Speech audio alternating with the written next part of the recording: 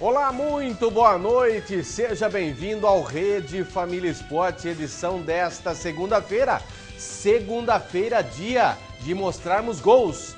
Série A e Série B do Campeonato Brasileiro. Você assiste daqui a pouquinho aqui no Rede Família Esporte a repercussão dos principais jogos que movimentaram esta rodada dos dois principais campeonatos aqui do Brasil. Eu acho que o mundo inteiro começa a sua temporada e já no Brasil estamos chegando aí no meio dessa temporada que parece ser difícil, hein? Não é fácil não, a oscilação dos clubes na ponta da tabela, também oscilando os clubes lá embaixo. São Paulo, que crise atravessa o tricolor do Morumbi. O Santos acabou segurando o ímpeto do Cruzeiro. Corinthians com gol de Pato. Pato vem dando trabalho, hein? E os outros jogos que movimentaram mais uma rodada, tanto do Campeonato Brasileiro da Série A, quanto do Campeonato Brasileiro da Série B. esporte@redefamilia.com.br, facebook.com/redefamiliaesporte são as duas opções para você de todo o Brasil interagir conosco nesse programa do dia 12 de agosto de 2013, segunda-feira, pós-rodada do principal campeonato estadual, principal campeonato, né, do Brasil em si. Vamos começar falando de Série A do Brasileirão. Lembrem dessa palavra crise? Para os São Paulinos a coisa parece não ter fim. Nesse domingo, a equipe tricolor fez sua primeira partida pós-turnê internacional, que contou com 3 derrotas e apenas o título da Eusébio Cup em Portugal. E o resultado de ontem, jogando no Canindé, não poderia ser pior. 2-1 para a Portuguesa, com 2 gols de Diogo, o carrasco dos São Paulinos. Acompanhe. E no confronto dos desesperados, o São Paulo levou a pior. Nesse escanteio, a bola sobrou para Diogo, que só precisou empurrar. No segundo tempo, parecia que o tricolor ia reagir. Lucas Evangelista fez esse belo gol. Na sequência, Aloísio sofreu pênalti, mas quando a fase é ruim, amigo, até Rogério Ceni erra. Era a noite do Diogo, que fez o segundo dele, 2-1 para a Portuguesa. O São Paulo ainda teve a chance do empate, mas Aloísio se precipitou, pôs a mão na bola que ia entrar sozinha. Gol anulado e São Paulo afundado na crise. A Aloísio foi volúpia, né? Foi muita vontade, agora perdeu a lucidez. Se a bola ia entrar, não havia necessidade. O time do Morumbi agora é o vice-lanterna do Campeonato Brasileiro. Já a Lusa respira um pouco menos sufocada, na 17ª posição. É lógico que para o São Paulo foi um péssimo resultado. Para a Portuguesa, ótimo, era o confronto dos desesperados. E nós, na sexta-feira, nós até imaginávamos que o time que saísse derrotado desse confronto seguiria numa crise, né, sem tamanho. E é lógico que jogando dentro do Canindé, e mesmo o time do São Paulo tendo um melhor elenco, né? Se compararmos os dois elencos, São Paulo é infinitamente melhor, né? Jogador por jogador, o São Paulo tem um elenco muito melhor do que o da Portuguesa. Só que o momento do São Paulo é muito complicado. Essas derrotas lá fora não serviram de nada para o São Paulo, pelo contrário. E ouvindo depois uma declaração do Paulo Autuori, daqui a pouco a gente vai ouvir essa declaração, me preocupou muito, porque o Paulo Autuori justamente reclama do tempo que não teve para treinar. Eu fico me perguntando, 30 dias no cargo no São Paulo como treinador. O treinador vem e fala que não teve tempo para trabalhar com o time. O que ele queria? Que o campeonato parasse e o time ficasse somente treinando? Quando você não tem, e eu acho que é um treinador experiente ao ponto de dizer isso, quando ele não tem tempo para trabalhar, ele chegou depois do campeonato estar em andamento, é lógico que a única coisa de você fazer é trabalhar esse time dentro da competição. Arrumar meios para que o time ganhe corpo dentro da competição. E cabe ao treinador fazer isso. As modificações necessárias, cujo qual ele fez apenas uma, que é somente a saída do Lúcio, só essa, mas o problema de São Paulo não era só o Lúcio, tem outros problemas complicados. O Ganso já não vem jogando há muito tempo. É um jogador que pega a bola no meio de campo, toca do lado para o volante devolve para ele. Ele toca para o outro volante, o volante devolve para ele. Cadê aquele Ganso que parte para o jogo? Cadê aquele Ganso agudo que joga justamente como fez no Campeonato Paulista do ano passado e até no Campeonato Brasileiro do ano passado pelo Santos? Cadê aquele jogador que era interessante, cujo qual muitas equipes do Campeonato Brasileiro e outras equipes lá fora queriam contar com o futebol desse jogador? Cadê? Agora, cabe ao treinador colocá-lo ao seu lado e falar: Ganso, o que está acontecendo com você? Cadê aquele jogador que nós sabíamos que tem e sabemos que tem qualidade técnica para assumir a camisa até de uma seleção brasileira? Cadê esse jogador? Se não está rendendo, banco nele. Como banco também no seu Rogério Ceni, que há muito tempo vem sendo o fiel da balança nessa zaga do São Paulo. Agora, ou se muda o jeito com que o time joga, nem se for para colocar 11 garotos, mas pelo menos o time vai ter vontade de jogar, coisa que a gente não está sentindo nos principais nomes. Cadê o seu Luiz Fabiano, que é chamado por todos de fabuloso? Aonde está esse fabuloso? Há muito tempo que a gente não vê Luiz Fabiano jogando, né? Aliás, conta-se no dedo. Se perguntar hoje para um São Paulino qual foi o último jogo que o Luiz Fabiano foi essencial para o time do São Paulo, nem o próprio São Paulino vai saber me responder uma pergunta como essa. Então eu acho que está faltando comprometimento dos principais líderes do time, que é o caso de Rogério Ceni, que é o caso de Ganso, que é o caso de Luiz Fabiano. Até o próprio Jadson, que já foi na seleção brasileira, já não vem atuando também muito bem, não. Quer dizer, esse comprometimento, essa responsabilidade tem que ser assumido pelos principais jogadores desse elenco do São Paulo. Quem são eles? Esse que eu acabei de citar. São aqueles jogadores que têm experiência, que num momento como esse é para botar a bola embaixo do braço e falar assim: não, agora é conosco, nós vamos resolver o problema do São Paulo. E são os primeiros a fugir, são os primeiros a tirar a responsabilidade fora, o corpo fora da responsabilidade. Então está na hora do técnico Paulo Autuori, que é um treinador disciplinador, fazer uma rodinha, sentar no meio e falar assim: ó, vou cobrar de você, Luiz Fabiano, eu quero o futebol de você, eu quero o futebol do Rogério, eu quero o futebol do Ganso, quero o futebol do Jadson, outros jogadores mais importantes. Não deixar a batata quente para a molecada resolver. Isso não se faz. Isso não se faz. Ou o São Paulo atua como um time e é nesse momento que o time vai se fortalecer como realmente um time de verdade, ou rumo à Série B, eu não tenho dúvidas disso. É difícil falar isso? É difícil. Mas hoje o São Paulo tem menos pontos do que o Palmeiras tinha o ano passado, quando caiu nessa mesma situação, nessa mesma 13ª rodada. Então, quer dizer, já é um indício de que o São Paulo está fazendo, no mínimo, uma pior fase, um pior início de campeonato do que o Palmeiras, que caiu ano passado, fez. Do que o Corinthians, quando caiu, também fez. Vamos ver o que o técnico Paulo Autuori falou e depois eu comento sobre algumas situações que eu, ouvindo ontem o treinador de São Paulo falando, também tem que dar um puxãozinho de orelha no seu Paulo Autuori. Vamos ouvir. Não, a mim, porra, me incomoda, cara, na questão. Nós só não foram. É um mês, 10 jogos, 3 jogos, um jogo a cada 3 dias, cara, é impossível. Agora que a equipe hoje é mais solidária, que a equipe hoje, sem trabalhar, sem treinar, consegue fazer o segundo tempo em ascensão e não em caída. Isso é claro. Agora, não dá para analisar, né, da maneira como as pessoas veem o futebol, não dá para analisar isso e dizer que é bom em função dos resultados que não vêm. Ninguém aqui é burro para fazer esse tipo de análise. Há que entender que sem o resultado, às vezes os resultados vêm e você mascara muita coisa. E ao contrário, essa é a realidade do futebol, nada a lamentar em relação a isso. O técnico Paulo Autuori falou e não falou nada. Sinceramente, eu fico preocupado com um treinador que fala e não diz nada, porque justamente num momento como esse, não só os jogadores, mas também o torcedor quer saber do seu comandante o que está acontecendo com essa equipe.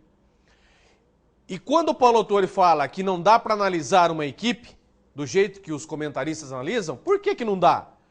Por que você também não pode falar, seu Paulo Autori, que o Rogério Ceni já não vem sendo mais o mesmo jogador de sempre? Por que o senhor não pode falar que o Ganso já não vem sendo o jogador de sempre há muito tempo? Por que você não pode falar que o seu Luiz Fabiano já não é o atacante que você gostaria de contar no seu time? Qual é o motivo pelo qual você não pode analisar a equipe do jeito que os comentaristas analisam? Eu não estou entendendo isso. Se você é o comandante, você tem que cobrar dos seus comandados. E é isso, e é assim que funciona. A partir do momento que eles não deram o retorno dentro de campo, bota no banco de reservas. Ou tira para treinar em separado, e quando estiver bem fisicamente, o próprio Luiz Fabiano falou que não está bem fisicamente, está. Lógico que ele falou demais, 90% é muito. Não está nem a 70% da parte física dele. E a gente sabe que o Luiz Fabiano só vai render dentro de campo quando estiver no mínimo com 95%. Agora, até quando esses jogadores vão ser o fiel da balança para uma campanha do jeito que o São Paulo vem fazendo? Ou toma-se atitudes mais drásticas de afastar alguns jogadores que fisicamente não vêm bem e coloca outros jogadores que querem jogar e que estão fisicamente melhor, ou, infelizmente, nós estaremos aí comentando no final do ano um descenso do São Paulo. É uma coisa que ninguém quer, mas está arrumando a isso. Porque o São Paulo agora tem que pensar, não é na classificação para a Libertadores da América e muito menos no título. Tem que pensar em não cair. E quando você passa num campeonato como esse, de pontos corridos, com 38 rodadas, a pensar em não cair, a parte de cima já foi pro brejo. Veja o que o líder São Paulino Rogério Ceni falou sobre o pênalti mal cobrado diante da Portuguesa. Põe na tela. O pênalti, por favor. O pênalti foi decisivo para o resultado. Muito mal batido. Responsabilidade minha. Você repensa em ser o cobrador oficial agora, depois desses dois pênaltis? Não, vamos falar disso agora. É outro também, né? Lógico que tem que pensar. Se ele está cobrando e não está conseguindo bater na bola do jeito que a cobrança está sendo muito forte para ele, então simplesmente fala, a partir de hoje eu não bato mais. Ou deixa para outro bater. Bater um pênalti ridículo desse, rasteiro no meio do gol, é ridículo isso, né? Para um goleiro, para um jogador da capacidade técnica como tem o Rogério Ceni. E não foi esse o primeiro pênalti a ser perdido. Já foram, me parece que na rodada, até contando aquele da última viagem que o São Paulo fez, já são 3 pênaltis perdidos já, né? 3 ou 4 pênaltis perdidos. Então, quer dizer, tá na hora também do senhor Rogério Ceni falar assim, ó, deixa eu dar um tempo, outro batedor que tem maior qualidade técnica, que não esteja tão pressionado do jeito que a gente sente é isso, que o Rogério está muito pressionado psicologicamente. E aí você acaba errando, isso é fato. Não dá para... A cobrança está sendo muito grande e o fardo está sendo muito pesado para ele. Então tá na hora de dar uma repensada. A partir de hoje, deixa quieto, deixa eu cobrar minhas faltas. Mas pênalti eu já prefiro que outros cobrem, isso é muito importante.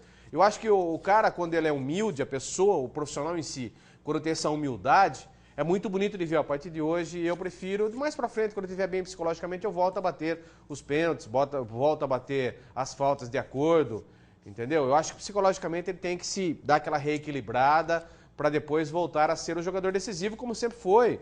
São Paulo sempre foi, o Rogério Ceni sempre foi decisivo e uma peça importante no São Paulo. Hoje nós já não vencendo mais. Quer dizer, está na hora de repensar um pouquinho a atitude. Ele está com o pensamento lá, se ele vai ser treinador ou se ele vai ser presidente do São Paulo quando ele encerrar a carreira. Ele não está mais com foco dentro do São Paulo como jogador. Então tem que chegar nele e falar, só cabe ao treinador fazer isso. Se o treinador não tem coragem para isso, o que nós vamos fazer? O Corinthians jogando diante de sua torcida não decepcionou. E até Alexandre Pato, que vinha desperdiçando oportunidades, fez o seu. Veja como foi. Corinthians 2, Vitória 0. No Pacaembu contra o Vitória da Bahia, o Corinthians provou que o momento do time é tão bom que até o Ralf anda fazendo gol. O volante, acostumado a ficar só na marcação, arriscou um chute de fora da área e abriu o placar aos 6 minutos de jogo. E o 6 foi o número da sorte corintiana, porque aos 6 do segundo tempo, o zagueiro do Vitória pôs a mão na bola dentro da área. Pênalti que Alexandre Pato bateu bem e deu números finais ao jogo. 2-0, que valeu ao Corinthians a 4ª colocação. A combinação de resultados, né, logo nos jogos das 6h30, fizeram com que o Corinthians permanecesse na 4ª colocação. O Corinthians que já vem bem dentro do campeonato, vem jogando muito bem, vem voltando a ser aquela equipe competitiva que mostrou o ano passado todo, e não somente nos confrontos de mata-mata. O Corinthians no confronto de mata-mata hoje não tem para ninguém. Todo mundo sabe da competência e da dedicação que os seus jogadores se entregam numa decisão de mata-mata. É difícil ganhar o Corinthians de mata-mata. Agora parece que esse espírito de luta também apareceu nesse confronto de pontos corridos, né, que era o Corinthians precisava. É voltar o foco agora para o Campeonato Brasileiro. E o Corinthians parece, com essas vitórias consecutivas, né, me parece que já mostrou que o caminho é esse e ruma à liderança do campeonato, eu não tenho dúvidas disso, porque é uma equipe extremamente equilibrada. Agora o Corinthians não foi do dia para a noite, não, pessoal. A gente cobra do São Paulo, mas o São Paulo já tem um time, mais ou menos, com os mesmos jogadores, há quase o mesmo tempo que o Corinthians tem. Um ou outro jogador que acabou chegando depois. Só que o time acaba não encaixando. O time de São Paulo hoje não é encaixado. Você precisa ter um time encaixado. O Corinthians tem esse time encaixado. Não, é lógico que as contratações... Por que o Inter, a gente sempre fala do Internacional, o Internacional vive contratando ótimos jogadores. Talvez os melhores jogadores da América do Sul. Só que o time demora um pouco para encaixar. E justamente nessa demora que tem o Inter para encaixar os jogadores, vem o seu diretor, o seu presidente, acaba demitindo alguns jogadores, troca de treinador, e isso não funciona. Você precisa de um tempo para poder fazer o encaixe das principais peças dentro desse campo. E o Corinthians já há mais de 3 anos, com essa base do time sendo a mesma, os jogadores sabem onde estão os jogadores, a troca de passes ela é muito mais fácil, cada um sabe a sua função, e quando cada um sabe realmente o que fazer dentro de campo, fica muito mais fácil, as coisas acabam fluindo naturalmente e normalmente. E hoje o Corinthians é justamente essa referência, não por ter os melhores jogadores do Brasil, pelo contrário, tem time que tem, em nome, mais jogadores do que o Corinthians, só que o Corinthians está encaixado. Por isso que é difícil fazer gol no Corinthians. Tem a melhor defesa do campeonato, sofreu apenas 5 gols, e enquanto que o segundo e terceiro, me parece que tem 6 gols que o Corinthians sofreu, o segundo tem 11 ou 12 gols sofridos. Então é muito difícil fazer gol justamente por esse comprometimento, por esse encaixe que tem os 3 setores do Corinthians. E olha, na quarta-feira o Corinthians tem um compromisso contra o Fluminense no Maracanã. O Fluminense sem 3 titulares, sem Fred, sem Jean, vai ser complicado, Então precisa tomar bastante cuidado, o Corinthians vem bem e querendo ou não, candidatíssimo junto com outros clubes, junto com o Botafogo, junto com o Cruzeiro, junto com o próprio Internacional, a ser o campeão desse ano, justamente por causa desse encaixe diferencial desse time, é justamente isso, o comprometimento dos jogadores. Achei que foi pênalti isso daí. Aí, ouvindo alguns comentaristas dizendo, mas o jogador tocou de leve na perna. Não interessa se foi de leve ou se foi de forte. Ou de forte, né? Leve ou forte. Não dá para você medir na hora a intensidade do toque. Né? Como é que o comentarista pode virar por uma situação como essa e falar, não, o goleiro só colocou a mão na perna do cara. Como é que ele pode saber a intenção, a força com que o goleiro colocou isso? O que me revolta em certos comentaristas são isso daí. Agora, eu não sabia que dava para medir só no olhar a intenção, se o cara empurrou mais forte, se o cara empurrou com menos força, se o cara puxou com mais força, se o cara puxou com menos força. O goleiro teve a intenção de parar a jogada ali, de impedir com que o Emerson Sheik prosseguisse na jogada, é pênalti. O árbitro apitou o pênalti, só que o árbitro que estava atrás do gol falou que o toque foi insuficiente para dar o pênalti. É brincadeira, né? Olha o momento em que o rapaz abre a mão. Volta um pouquinho, é que não dá, depois a gente volta um pouquinho essa imagem. Olha, ele tá com o braço aí, estendido, ele recua o braço. Quando o Pato dá o toque, ele abre o braço de novo. Quer dizer, não tem como falar. E é o mesmo comentarista que estava transmitindo, falou que não marcaria o pênalti, que não houve a intenção. Poxa vida, né? Se não houve a intenção do cara ali no chão, olha, ele recolhe o braço. Olha onde o braço está. Aí ele abre o braço. Olha lá, ele abriu o braço. Esse ato dele de abrir o braço, olha lá, mais uma vez, olha, ele recolhe o braço. Olha o que ele faz agora? Abre. E aí o Pato já ia dar o toque do lado para poder sair na cara do gol, ele abriu o braço e impediu com que a bola passasse. Aí o comentarista que estava comentando o jogo fala, ele não teve a intenção de cometer o pênalti. Ó, vai ser chupeta assim, lá na casa dos cambal, né? Ô, eu acho que o cara tem que analisar o anticorintiano, pelo amor de Deus, né? Pode até torcer contra, sem problema nenhum. Mas falar que um pênalti desse não foi pênalti, porque o cara não teve a intenção, não, a minha mãe teve a intenção de cometer o pênalti, não foi ele. Pô, é só analisar, poxa vida. Ninguém tá pedindo para que as pessoas falem bem ou falem mal do que. Pelo contrário, fale a realidade. Se não houve, não houve. Num caso desse, ele recuou o braço, ele recua o braço, a hora que o Pato dá o toque, ele abre o braço para impedir com que a bola passe. Pô, se não teve intenção, como é que vai ter a intenção?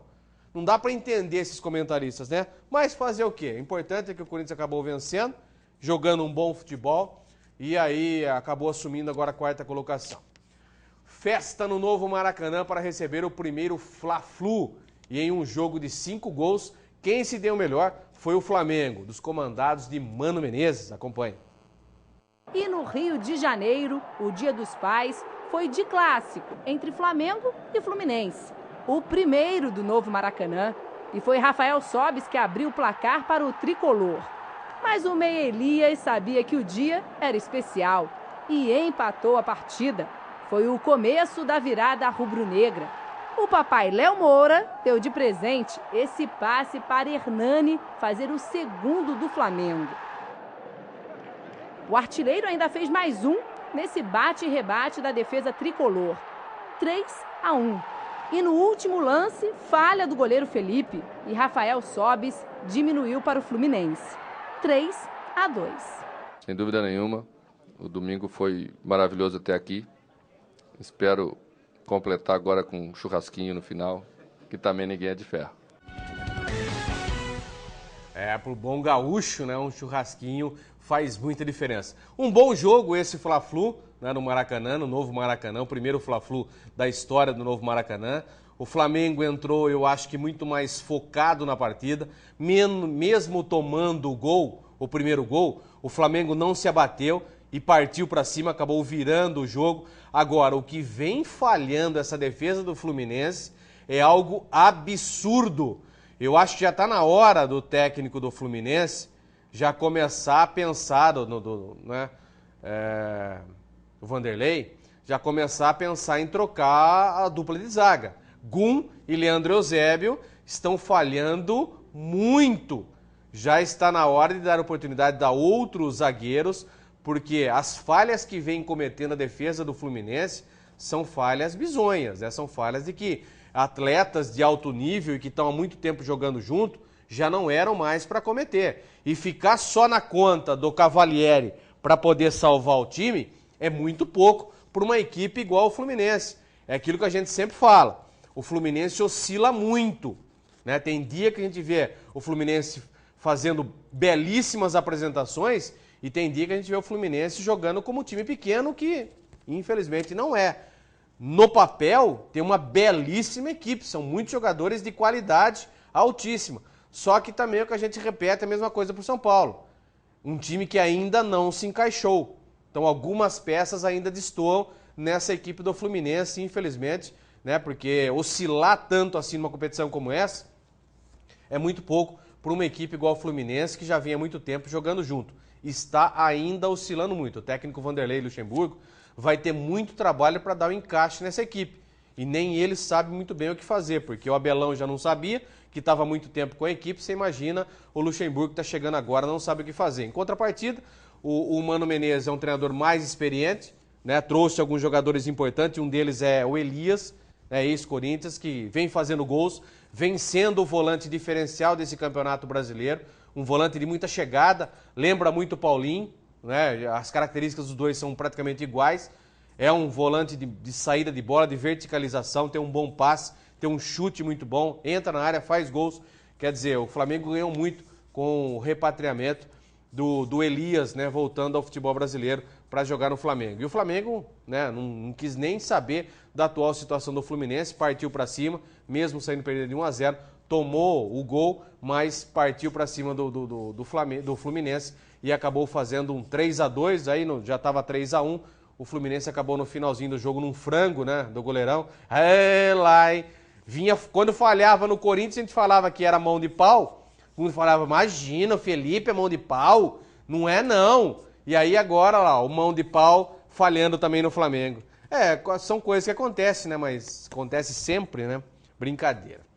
Em jogo festivo para a Ponte Preta, nada melhor do que um resultado positivo e o afastamento da zona do rebaixamento, para coroar os 113 anos da história do Alvinegro Campineiro. E a equipe do Rede Família Esporte lá esteve para acompanhar essa vitória da Macaca em cima de um time chato para burro, mas acabou vencendo. No dia em que completou os 113 anos, a Ponte Preta presenteou a torcida com uma importante vitória. Com 3 gols de cabeça, o time campineiro bateu o Criciúma por 3-1 na noite deste domingo no estádio Moisés Lucarelli, em Campinas. Empurrada pela torcida, a Ponte começou apertando o Criciúma no campo de defesa. E o gol, que saiu logo aos 6 minutos, deu mais confiança ainda à Macaca. O meia Chiquinho cobrou o escanteio da direita e o atacante William desviou de cabeça, abrindo o placar. Aos 27 minutos, Elton Leite salvou o Tigre. Rildo escapou em velocidade e cruzou o rasteiro para o William. Na cara do gol, o matador chutou forte e o goleiro espalmou para escanteio. Um minuto depois, Chiquinho cobrou falta no travessão. Tanta pressão resultou no segundo gol dos donos da casa. Chiquinho cobrou escanteio. Arthur se antecipou na primeira trave e desviou de cabeça. Elton Leite tentou defender, mas jogou contra o próprio gol. Na segunda etapa, o Criciúma voltou com uma postura bem mais agressiva e aproveitou a sonolência da Ponte. Aos 10 minutos, o Tigre conseguiu diminuir.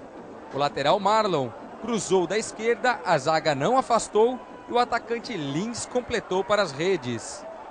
O gol despertou a Ponte Preta. Aos 16, Arthur levantou pela direita e o atacante Everton Santos se antecipou para desviar de cabeça e marcar o terceiro dos campineiros. Festa dos Ponte Pretanos. E o jogo acabou com vitória da Ponte Preta, 3-1. Hoje pude, né? Foi acho que a terceira partida seguida que eu vim atuando e pude dar essa alegria aí pro torcedor, pra minha família, para mim, né, particularmente. Então eu vim incomodado e hoje, graças a Deus, eu pude tirar essa nhaca do corpo e espero estar dando sequência agora na equipe e, consequentemente, fazendo bons jogos. Vitória bastante justa, pelo primeiro tempo até que nós fizemos. O segundo começou a empilhar atacante, nós não reiniciamos bem o segundo tempo. A equipe veio, tivemos uma desatenção, acabou sofrendo gol. Não tem jogo fácil. Foi um jogo bastante difícil, acho que os jogadores fizeram por merecer o score, bastante justo, e premiou a equipe que tentou buscar o gol, principalmente no primeiro tempo, onde dominou totalmente o adversário. Um belo jogo da Ponte Preta. Ponte Preta e Criciúma proporcionaram aos torcedores que lá estiveram um belo jogo, né? A Ponte Preta vinha mostrando um belo campeonato, mostrando que está bem encaixadinha, bem postada. Paulo César Carpegiani deu outra dinâmica para o grupo. É um treinador extremamente inteligente, está acrescentando bastante. A experiência do Carpegiani está conseguindo fazer com que a equipe jogue do jeito que ele gosta, com muita força ofensiva. Então a Ponte Preta vem tendo uma recuperação muito boa do campeonato. Estava lá embaixo, né, beirando a zona do rebaixamento, mas uma vitória como essa dá ânimo e credibilidade ao time da Macaca, que eu não tenho dúvidas que vai se classificar aí entre os melhores da competição ali, na 10ª, 8ª, 7ª colocação. A Sul-Americana vai ser tranquila para a Ponte Preta esse ano. Lógico que se tivesse um pouco mais de qualidade, poderia ter pensado um pouco mais. Mas eu acho que a Ponte Preta não vai passar sustos nesse campeonato, não. Dorival Júnior do Vasco comemorou a vitória cruz-maltina diante da forte equipe do Coritiba em pleno Couto Pereira. E o Goiás segurou a boa fase do Botafogo do Rio. Veja os gols. Jogando em Brasília, o Botafogo saiu na frente no início do segundo tempo com um gol de Rafael Marques. Mas o alvinegro cedeu o empate. Renan Oliveira cruzou e André Bahia jogou contra o próprio Patrimônio. Fim de jogo, Botafogo 1, Goiás também 1. No Paraná, o Vasco venceu o Coritiba. Pedro Quem marcou o único gol do jogo. Final, Vasco 1, Coritiba 0. Tá aí então, né, os gols importantes nessa vitória do Vasco lá no Couto Pereira. Que isso, hein?